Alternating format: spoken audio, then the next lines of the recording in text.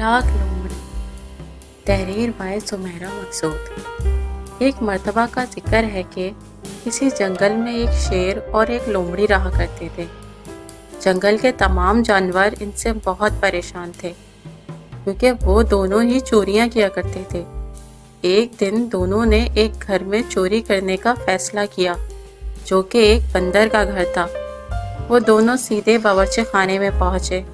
वहां उन्होंने लकड़ियों पे रखा हुआ एक पतीला देखा जिसमें सूप पक रहा था। इन दोनों ने सोचा कि मौका अच्छा है, घर पर भी कोई नहीं है। पहले तो शेर ने अच्छी तरह से खूब सूप पिया। जब उसका पेट भर गया तो लोमड़ी बोली कि मैं इसे ख़त्म कर देती हूँ।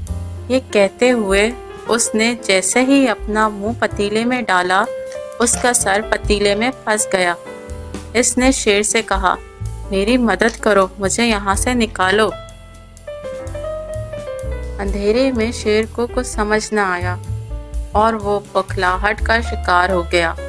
ऐसे में उसे महसूस हुआ जैसे कोई घर में आ गया है, लिहाजा वो तो अपनी जान बचाने को वहाँ से भाग निकला।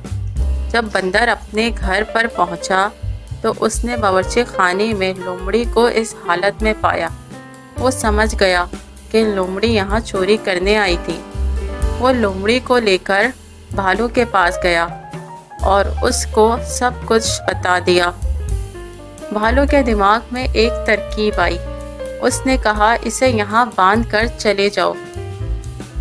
ये सब कुछ शेर छुप छुप कर देख रहा था। उनके जाते ही लोमड़ी ने शेर को आवाज़ दी। चालाक लोमड़ी को शेर पर बहुत गुस्सा आ रहा था। उसने सोचा यही अच्छा मौका है शेर से बदला लेने का। इसके दिमाग में भी एक तरकीब आई। उसने शेर से कहा, भालू और बंदर मुझे सज़ा नहीं देंगे, इसलिए कि मैंने उन्हें बता दिया है कि मैं यहाँ चोरी करने नहीं आई थी, बल्कि यहाँ एक और चोर को पकड़ने के लिए आई थी, लेकिन वो भाग गया और मैं पकड़ी गई। बंदर और भालू ने मेरे सच बोलने पर यह कहा कि वो मुझे इनाम में एक हिरन देंगे। ये सुनकर शेर के मुंह में पानी आ गया। इसने सोचा क्यों ना हिरन वो ले ले। इसने लोमड़ी से कहा, हिरन तो मेरी पसंदीदा खुराक है, क्या ऐसा नहीं हो सकता कि तुम वो हिरन मुझे दे दो। इस पर लोमड़ी ने शेर से कहा, अगर तुम्हें हिरन चाहिए तो फिर मेरी जगह आकर बैठ जाओ, वो दोनों हिरन लेकर आने ही वाले हैं। शेर लोमड़ी की बातों में आ गया। इसने लोमड़ी की रस्सियां खोल दी और बोला, तुम यहाँ से भाग जाओ, मैं यहाँ बैठ जाता हूँ। शेर को लालच देकर चालाक लोमड़ी वहाँ से अपनी जान बचाकर भाग निकले। जब बंदर और भालू वापस आ गए तो उन्होंने शेर को लोमड़ी समझकर इस पर खूब गर्म पानी डाला और यूं जंगल के बादशाह को लालच में आकर लोमड़ी की चालाकी की सज़ा भुगतनी पड़ी और वो बुरी तरह जलने लगा। तो प्यारे बच्चों, इस कहानी से हमने क्या सीखा कि हमें कभी भी चोरी नहीं करनी चाहिए और ना ही लालच में आकर दूसरों की बातों पर यकीन करना चाहिए। प्यारे बच्चों, शबनम का ताज। किसी बादशाह की सिर्फ एक ही बेटी थी। वो बहुत ज़िद्दी थी। एक दिन सुबह जब वो बाग में टहलने के लिए गई तो उसने फूलों की पत्तियों पर शबनम के कतरे चमकते हुए देखे। शबनम के ये कतरे इन हीरों से ज़्यादा चमकदार और खूबसूरत थे जो शहजादी के पास थे। शहजादी सीधी महल में वापस आई और बादशाह से कहने लगी, मुझे शबनम का एक ताज बनवा दीजिए। जब तक मुझे ताज नहीं मिलेगा मैं ना कुछ खाऊंगी और ना पीऊंगी। ये कहकर शहजादी ने अपना कमरा बंद कर लिया और चादर ओढ़कर बेड पर लेट गई। बादशाह जानता था कि शबनम के कतरों से ताज नहीं बनाया जा सकता, फिर भी इसने शहजादी की जिद पूरी करने के लिए शहर के तमाम सुनारों को बुलावा भेजा और इनसे कहा कि 3 दिन के अंदर अंदर शबनम के कतरों का ताज बनाकर पेश करो, वरना तुम्हें सख्त सज़ा दी जाएगी।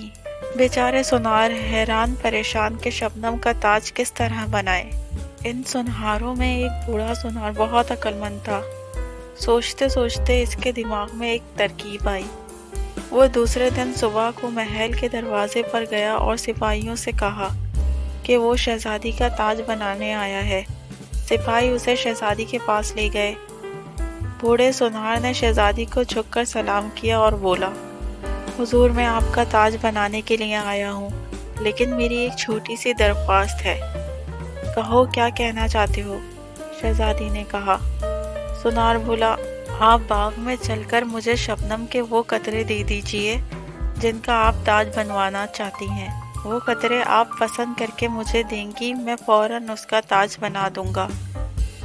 شہزادی سونار کے ساتھ باغ میں گئی۔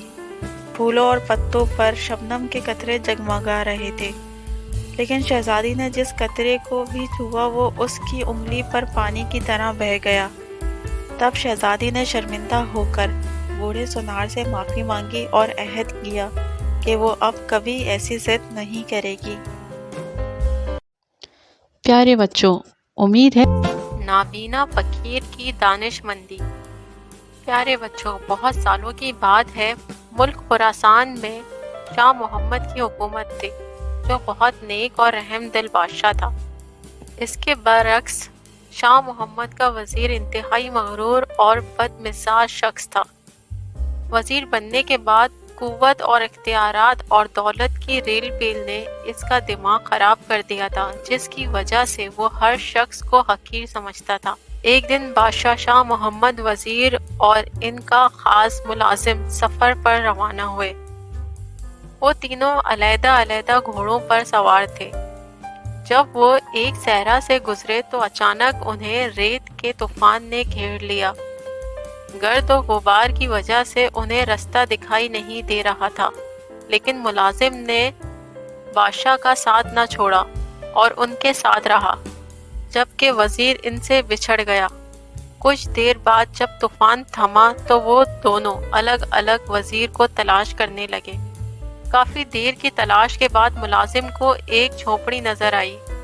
جب وہ وہاں پہنچا تو اسے ایک اندھا فقیر بیٹھا دکھائی دیا۔ ملازم نے اس سے انتہائی بدتمیزی سے پوچھا، اندھے، کیا تو نے اس طرف سے کسی گھوڑے سوار کے گزرنے کی آواز سنی ہے؟ فقیر نے جواب دیا، نہیں بھائی، مجھے تو کچھ سنائی نہیں دیا۔ ملازم یہ سن کر آگے بڑھ گیا۔ تھوڑی دیر بعد وزیر بھی اپنے ساتھیوں کو تلاش کرتا ہوا ادھر سے گزرا۔ جھونپڑی دیکھ کر وہ بھی رکا اور اس نے فقیر سے پوچھا، او فقیر، کیا تم نے یہاں سے کسی آدمی کے گزرنے کی آواز سنی ہے؟ اس نے وزیر کو بھی وہی جواب دیا جو ملازم کو دیا تھا۔ وزیر بھی وہاں سے آگے بڑھ گیا۔ کچھ ہی دیر گزری تھی کہ شاہ محمد بھی اسی جھونپڑی کے پاس سے گزرا۔ فقیر کو دیکھ کر گھوڑے سے نیچے اترا، پہلے فقیر کو سلام کیا، اس کے بعد انتہائی ادب سے پوچھا، شاہ صاحب، کیا آپ نے کسی گھوڑے کی آوازیں سنی ہیں؟ نابینا فقیر نے جواب دیا، جی ہاں جہاں بنا، پہلے حضور کا ملازم ادھر سے گزرا، پھر آپ کا وزیر۔ بادشاہ کو یہ سن کر بہت حیرت ہوئی۔ اس نے پوچھا، شاہ صاحب، آپ تو نابینا ہیں، آپ کو کیسے معلوم ہوا کہ میں بادشاہ ہوں؟ اندھے فقیر نے مسکرا کر جواب دیا، عالی جاں، آپ کے ملازم نے مجھے اندھا کہا، آپ کے وزیر نے مجھے فقیر کہا، حضور نے مجھے شاہ صاحب کہہ کر مخاطب کیا، لہٰذا گفتگو اور لہجے سے میں نے اندازہ لگا لیا کہ کون کس مرتبے کا ہے۔ شاہ محمد فقیر کی باتوں سے بہت خوش ہوا اور اسے انعام دینے کی کوشش کی، لیکن فقیر نے لینے سے انکار کر دیا۔ بادشاہ فقیر کی جھونپڑی سے رخصت ہو کر محل پہنچا، جہاں ملازم اس کا انتظار کر رہا تھا۔ اس نے اسے فقیر سے بے سودہ انداز میں گفتگو کرنے پر سرزنش کی۔ اس دوران وزیر بھی محل پہنچ گیا۔ بادشاہ نے اسے بھی نابینا فقیر سے ہونے والی گفتگو سے آگاہ کیا، پھر دونوں کو سمجھایا، اعلیٰ مرتبے یا عہدے کے نشے میں کسی انسان کو کمتر اور حقیر نہیں سمجھنا چاہیے، یہ سب کچھ اللہ تعالیٰ کا دیا ہوا ہے، لیکن یاد رکھو اگر خالق کائنات کسی کو کچھ دیتا ہے تو وہ اسے واپس لینے کی بھی قدرت رکھتا ہے۔ پیارے بچوں، امید ہے آج کی کہانی آپ سب کو بے حد پسند آئی ہوگی۔ ہمارے ساتھ جڑے رہنے کا شکریہ۔ ملتے ہیں اب ایک نئی کہانی کے ساتھ۔